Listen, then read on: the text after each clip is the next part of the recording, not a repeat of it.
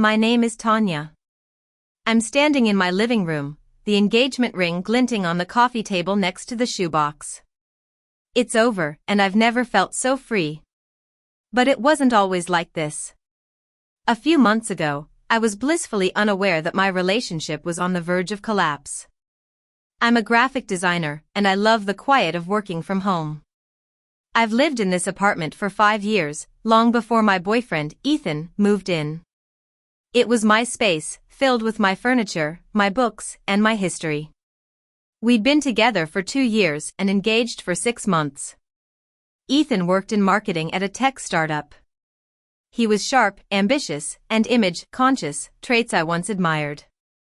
He knew how to talk his way out of anything, making the unreasonable seem reasonable. That fateful Saturday started like any other. I was in the kitchen, scrolling through work emails while waiting for my coffee.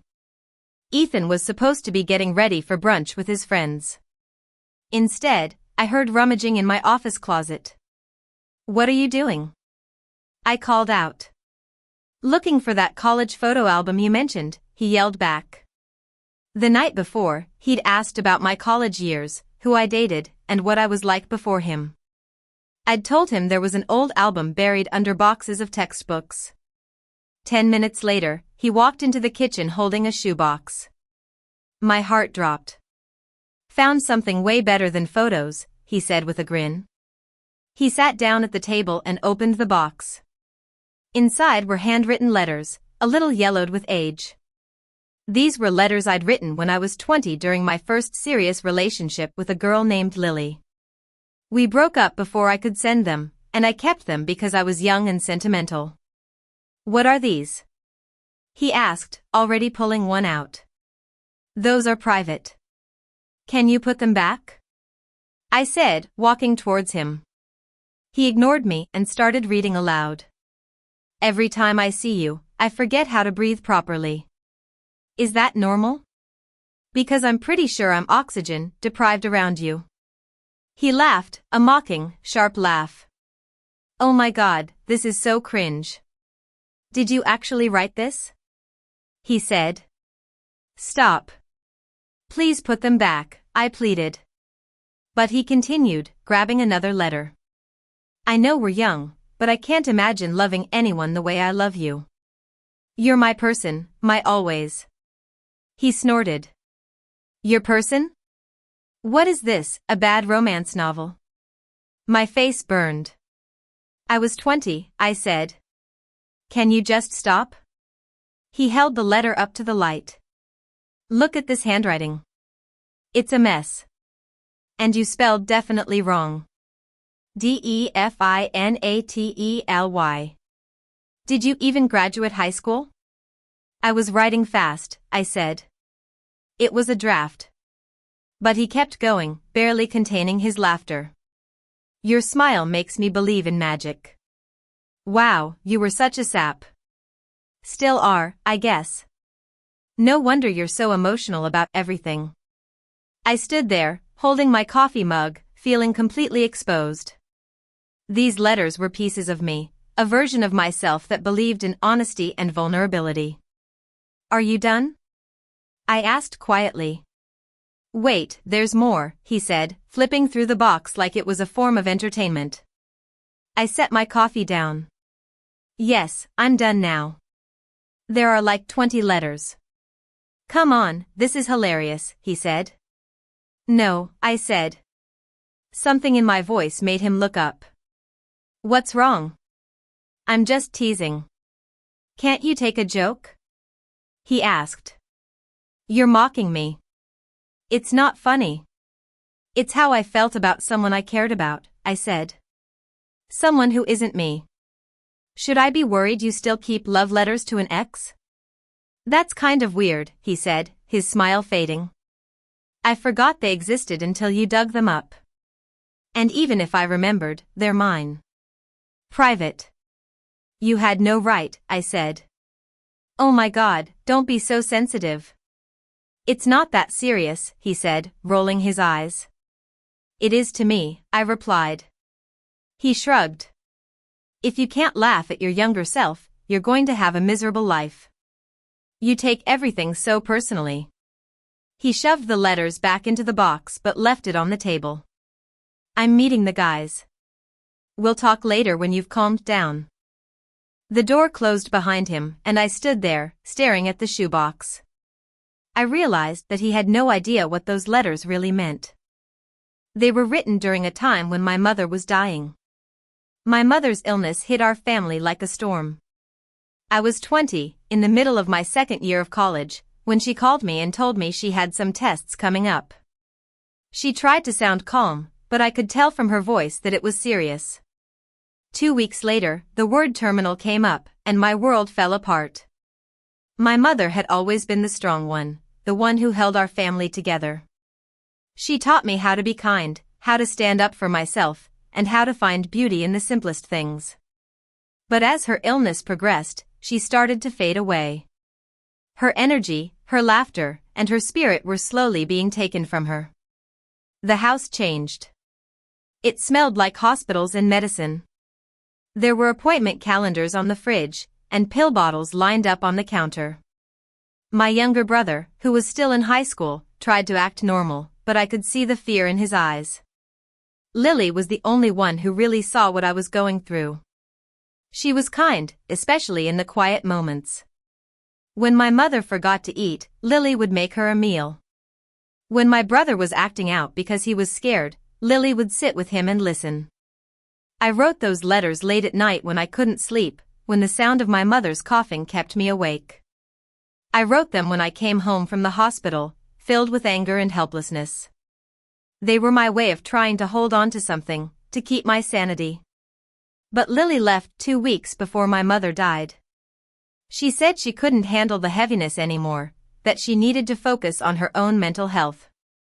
I remember standing in the campus parking lot, listening to her say I'm sorry on the phone, and feeling like my world had ended. My mother died on a cold Tuesday morning.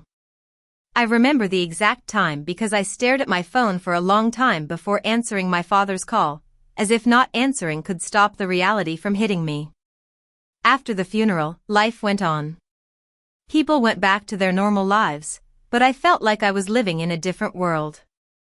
Those letters ended up in the shoebox, a reminder of the girl I used to be, the girl who believed that words could heal. And Ethan had just turned that girl into a joke. I sat down at the table and read the letters again. They were messy, over the top, but they were honest. They were written by a girl who was trying to survive. Then my phone buzzed. It was a message from Ethan. Don't be dramatic. We'll talk when you're calmer. I stared at the screen until it dimmed. Calmer? Like my pain was an inconvenience. That's when I realized that this wasn't the first time he'd made me feel small. There were other moments, small things that I'd brushed off. Like when I cried during a movie and he rolled his eyes, or when I told him something hurt me and he said I was taking it the wrong way. I thought about a family gathering a few months ago. I didn't want to go because his family always made me feel like I was performing. That night, Ethan barely introduced me to anyone. He guided me around like a prop, correcting me under his breath.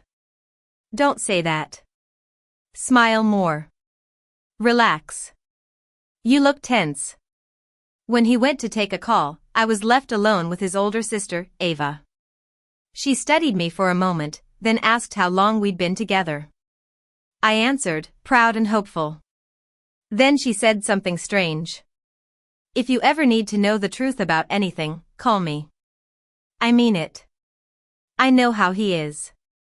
I was confused at the time, but she handed me her number like it was a lifeline. When Ethan came back, he stiffened when he saw us talking. Later in the car, he said, just so you know, my sister loves drama. Don't let her get in your head. I believed him then, but now, standing in my kitchen, I realized she knew something. I picked up my phone and found Ava's number. My heart was pounding. I opened a new message and stared at the blank screen. Finally, I typed, Hi, Ava. It's Tanya, your brother's fiancé. I think I need to talk. It's important. My finger trembled as I hit send. For a second, nothing happened. Then the typing bubble appeared. Her reply made my knees weak. I've been waiting for this message for 6 months. Another message followed. Coffee tomorrow, 10 a.m. Downtown. Somewhere he won't go. I didn't sleep that night. I lay in bed, replaying Ethan's laugh in my head. It was casual, effortless, like my pain was just a form of entertainment. The next morning, I got dressed carefully. I wanted to feel like myself, not like the version of me that Ethan had created. Downtown was busy when I arrived at the cafe Ava had chosen. It was a quiet, narrow place between a bookstore and a dry cleaner, not the kind of place Ethan liked. Ava was already there, sitting in the back corner with 2 black coffees on the table. No sugar, no milk, she said as I approached. I froze for a moment. I remember, she added gently. I sat down slowly. Thank you, I said, wrapping my hands around the cup. She studied me like a doctor about to deliver bad news. What finally did it? She asked. I swallowed. He found some old letters from when I was 20, when my mom was dying. Her jaw tightened. And he read them out loud? I nodded. Mocked them, laughed, told me I was too sensitive. She closed her eyes briefly. Let me guess. When you told him it hurt, he said he was just teasing. And when you asked him to stop, he made it about you being dramatic. And when you didn't immediately forgive him, he acted like you were the problem. I stared at her. How do you know all that? She exhaled slowly. Because he did it to me first. I got married 4 years ago. I wrote my own vows, spent weeks on them. They were honest, vulnerable. 2 days after the wedding, he posted them online with jokes and tagged me so his friends could pile on. I was shocked. I'm so sorry. She shrugged. I confronted him, and he told me I was being oversensitive. I haven't spoken to him since. I'm telling you this because you're about to marry someone who believes vulnerability is weakness, someone who uses people's soft spots against them. She reached into her bag and pulled out a folded piece of paper. Here. That's the name and number of his ex-girlfriend. The one he says was unstable and controlling. None of that is true. She's a kindergarten teacher and volunteers at a local shelter. I stared at the paper. He told me she had to get a restraining order. Ava shook her head. There was no restraining order. There never was. I asked, why are you helping me? She leaned back. Because someone should have helped her, and someone should have helped me. And I saw how you looked at him that night at the family dinner, like you were always second-guessing yourself. I left the cafe with the paper in my pocket. That night, after Ethan texted to say he was staying at a friend's place and needed space, I sat alone in the living room with the shoebox on the coffee table. I reread the letters, not with shame, but with pride for the girl I used to be. At 9:42 p.m. I dialed the number Ava had given me. A cautious voice answered. Hello. Hi. You don't know me, but my name is Tanya. I'm engaged to your ex. There was a long pause. Then she said softly, I was wondering when this call would come. As she began to speak, I realized that this was part of a pattern. She told me how Ethan had found her journal and used the things she'd written against her during arguments. They were together for 3 years, and she felt like she couldn't have a single thought without it being used against her. When Ethan came home, he acted like nothing had happened. Oh, you're still mad about that? I told you it was a joke. You really need to lighten up. I stood up. Why don't you talk to your sister anymore? And why did you and your ex really break up? He laughed, but it was forced. I told you she was unstable. I talked to her, I said. His face paled. You did what? I needed context, for the letters, for everything. For all the times you've made me feel crazy for having emotions. He snapped, "You had no right to contact them." I replied, "You had no right to read my private letters." He sat down, asking, "What did they tell you?" I said, "The truth about the pattern. Your sister has screenshots of the vows you mocked, and your ex has messages where you quoted her journal back at her." His face drained of color. "That's taken out of context." I held up my hand. "No, I'm done being told to stop reacting to things that hurt." He stood up. "If you're this upset over some old letters, maybe you're not ready for marriage." I nodded. "You're right. I'm not."